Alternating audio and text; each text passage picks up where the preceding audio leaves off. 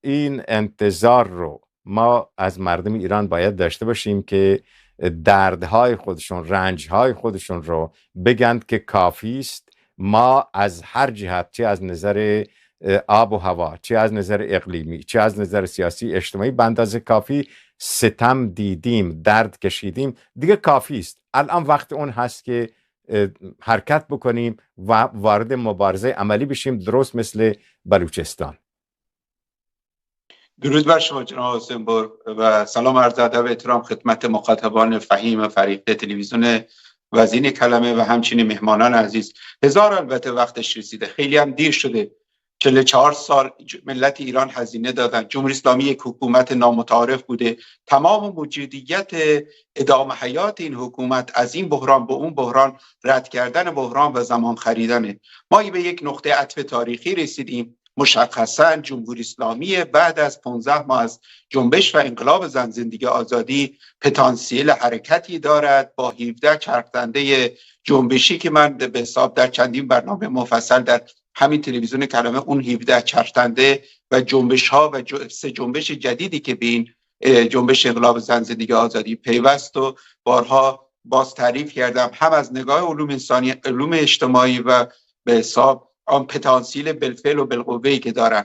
مشخصا اگه برگردیم به زمان حال، دنیا پس از 7 اکتبر بعد از حمله گروه تروریستی حماس به اسرائیل خاورمیانه جدیدی رو میطلبد با یک نقشه جغرافیای سیاسی جدید. البته وقتش رسیده این ملت و هر حکومتی که لیاقت و شایستگی اینو نداشته باشد که شایسته و بایسته ملت خودش رو به سعادت برسانه و نماینده قدرت سیاسی به درست باشد، صبوری میکنن.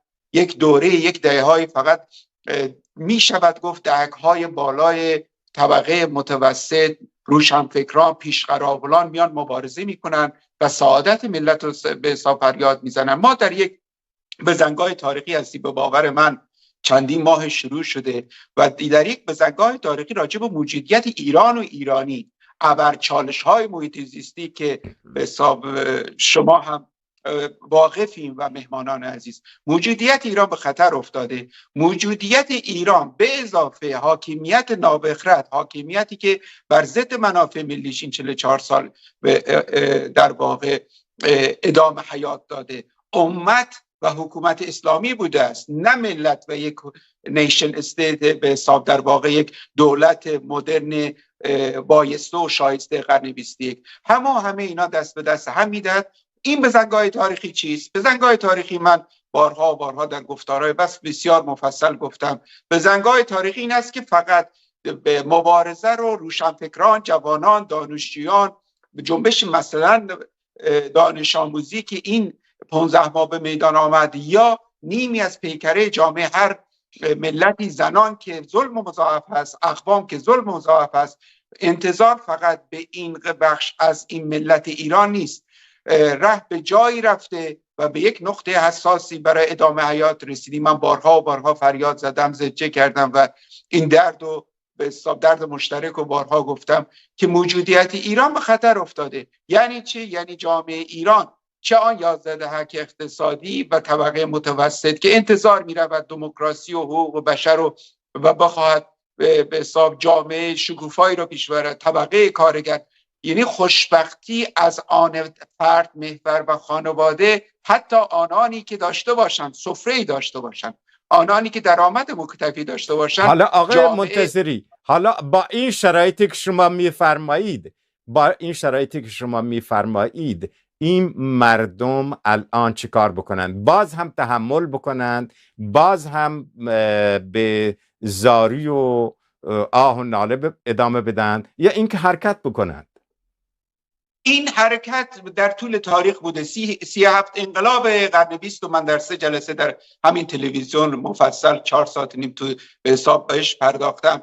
جنبش مثلا بهار عربی، انقلابات و مرگ یک دستفروشی باعث به حساب زبالدان تاریخ رفتن 11 حکومت و دیکتاتورهای آنچنانی شد. این نقطه جوش حرکت اجتماعی که اینوار بعد از دیمای 96، بعد از آبان 98 و بعد از 15 ماه انقلاب جاری و ساری زن زندگی آزادی. در واقع من این افتخار رو داشتم 4مین روز بعد از قتل عمد دولتی مهسا امینی همینجا خدمتی که از دستاندرکاران تلویزیون کلمه اون جنبش انقلاب زن زندگی آزادی نامیدم به حساب جلوی همین دوربین. این انقلاب جاری و ساری است. نقطه جوش کجاست؟ به باور من چون این حرکت حساب اجتماعی انقلابی است هنوز نمی شود عدد ریاضی و تاریخ زمان به حساب مشخصی رو عنوان کرد. یک جا بارها گفته شده همیشه ایام تلاش دارن، این 44 سال ملت ایران تلاش کرده که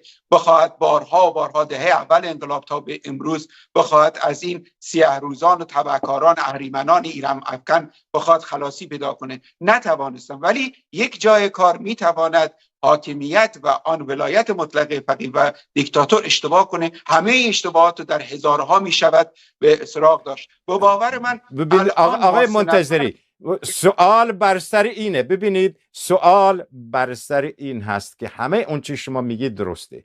مردم حتی بدتر از این رو چون ما خارج از کشوریم حس میکنن. سوال بر سر اینه که چه کار بکنیم ما به عنوان رسانه ها، خود مردم، که این مردم بگن دیگه ما به اندازه کافی رنج کشیدیم، بیش از این حاضر نیستیم رنج بکشیم و دنبال بهانه‌گیری هم نرن، دنبال صحبت‌های دیگه نرن، بگن بسیار خوب ما از فردا شروع می‌کنیم. هزینه ها رو بس بسیار بالا برده.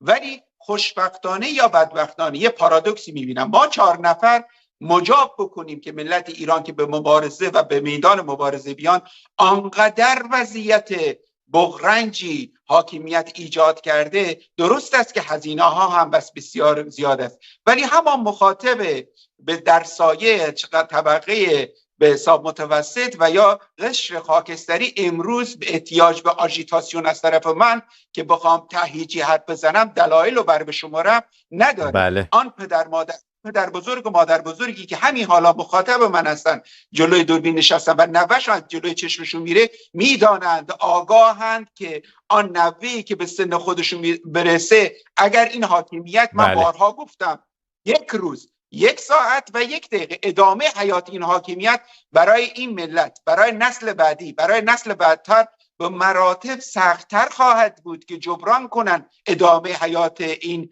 اهریمنانی که بر علیه منافع ملی پیش می‌برند. به باور من نامتعارف بودن حاکمیت، تشکر میکنم. عدم آن